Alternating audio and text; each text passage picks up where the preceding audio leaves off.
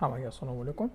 Feruzbek Hurmatov va bugun sizlar bilan yana bitta Hakrang seriyani olyapmiz. Bu albatta hozir ekranni share qiladigan bo'lsam sizlarga ko'rinadi. Bu yerda VS Code, Visual Studio va bu yoq tarafda Hakrang masalamiz.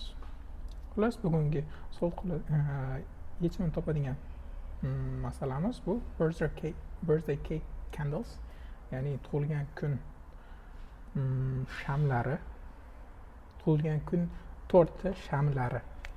Shunaqa bizani bu yoqda masalan mana shu funksiyani to'g'irlab masalamizga yechim berishimiz kerak. Xullas anaqa usulda.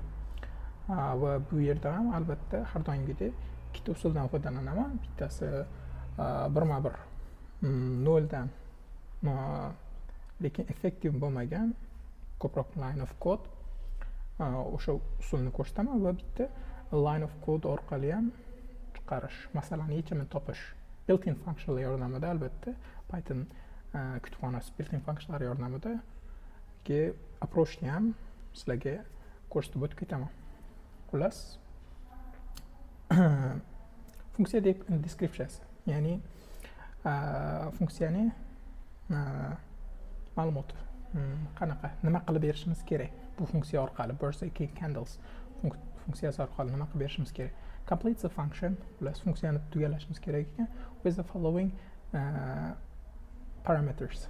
Candles bor ekan, u integer bo'ladi doimo va uni bu nimani shamni uzunligiga berilar ekan va bizada input formatimiz the first line contains a single integer and the size of candles. Birinchi formatda mana bu yerda ko'rishingiz mumkin.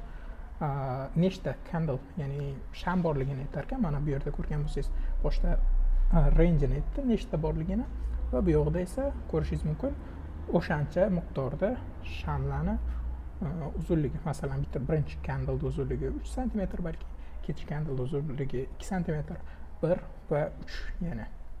Va bu yerda 2 bizaga bergan.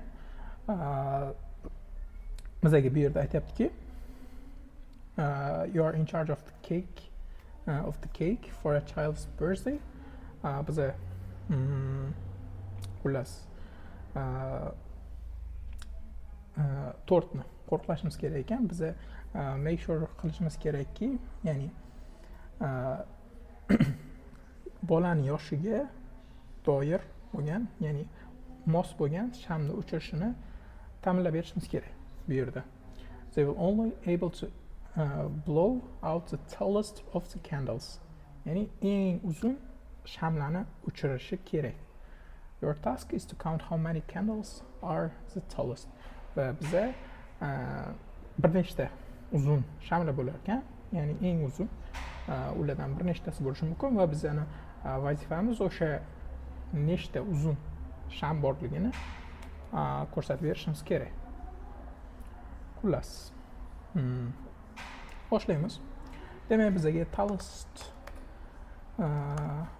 candles degan bitta funksiya yaratib olamiz. Funksiyamiz ya'ni variable yaratib olamiz, uni 0 ga tenglaymiz boshda va bu yerda biza nima qilamiz endi? Candleda ichidan loop qilib chiqamiz. Agar ya'ni boshda candleimiz o'zi list va uning uchun biza tallest degan yana bitta variable yaratib olamiz. Hozir aytaman nimaligini. Teng max candles. Bu bizaga mana shu listimizdagi eng baland, ya'ni uzunligi baland bo'lgan sonni beradi, ya'ni shamni.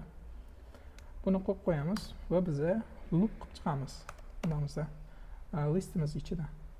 For candle in candles, albatta agar candle'imiz kattaligi teng bo'lsa tallestga qo'sh deymiz. Tallest candlesga 1 ni. Va biz har safar masalan shu loopimizda mana shu eng baland candlega teng bo'lgan shamni topgan paytda har safar 1 qo'shib ketaveradi. Ya'ni bitta uzun shamni topdi degan maqsadda. Xo'p, buni endi biz return qilib berishimiz kerak. Return tallest candles run code. Va bu xatosiz ishladi. Bu yerda ko'rganingizdek biz max built-in funksiyasidan foydalandik, ya'ni listimizning ichidan eng miqdori baland, ya'ni uzunligi baland shamni tanlab berdi bu bizga.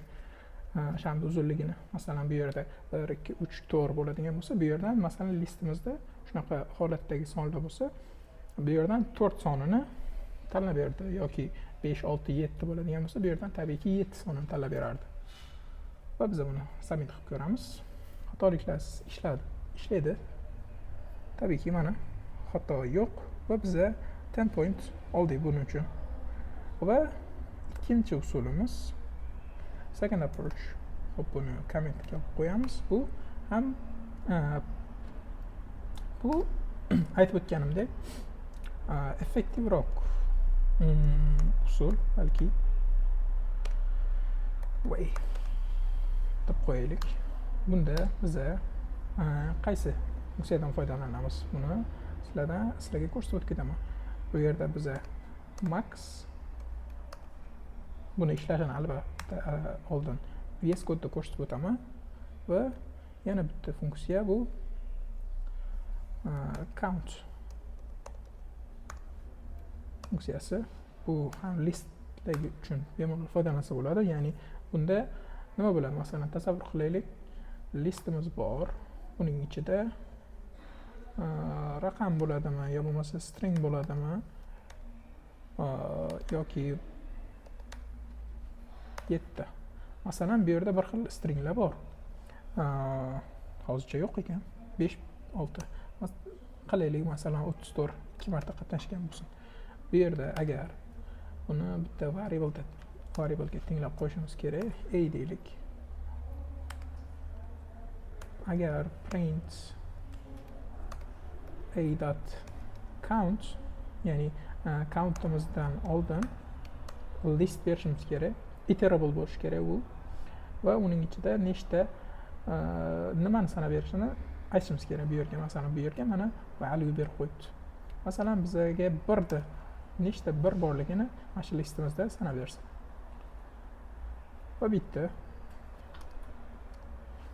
2 so'rab ko'ramiz. Bu ham bitta va biza yana bitta tekshirib ko'radigan narsamiz endi 34 deylik. Bu yerda ko'rishingiz mumkin, bu 2 ta. Va buni beradigan bo'lsa, tabiiyki bizga 2. Bu built-in funksiya shunaqa tarzda ishlaydi. Va biza yana bittasi max edi. Bu yerda masalan boya ishlatdik buni, bu funksiyani listimiz ichidan eng katta raqamni tanlab beradi. Masalan, bu yerda 34 ko'rishingiz mumkin. Bunga min degan funksiyani ham qo'shib ko'rib ketsak bo'ladi. Bu nimani maxda aksi bo'lib eng kichkina sonni qaytarib beradi. Masalan, bu yerda tasavvur qilaylik, -1 bo'lganda -1 ni qaytarish kerak. Va bu funksiya, ikkala funksiyani ko'rdik va biz shundan foydalanib bu hakrang masalamizga ikkinchi yechimni beramiz. Return hop candles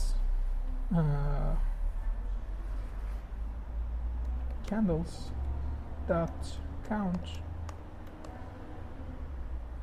max, sabab max ya'ni eng baland candledan nechta bo'lsa o'shani o'chiradi. 4 tagi bola, ya'ni 4 tagi nechta uzun candle bo'lsa o'shani bola o'chirishi kerak. Biz o'shani albatta max funksiyasi orqali qaytarib qo'yamiz. Candles va buni return qilsak, va bu ham sample test case 0 dan o'tdi. Submit kod qiladigan bo'lsa, bu ham hamma test case'dan o'tdi. Success. Va biz bugungi haqqirak masalaga yechimni berdik. Ikki xil yechim. Bu birinchisi return yordamida bitta line of code, yana bittasida esa ko'rganingizdek biroz ko'proq, lekin tushunarli. Ya'ni for loop yordamida birinchi yechimni biz berdik. Va hozircha shular. Hammaga rahmat. Sizlar bilan Ferozbek Hurmatov bo'ldi.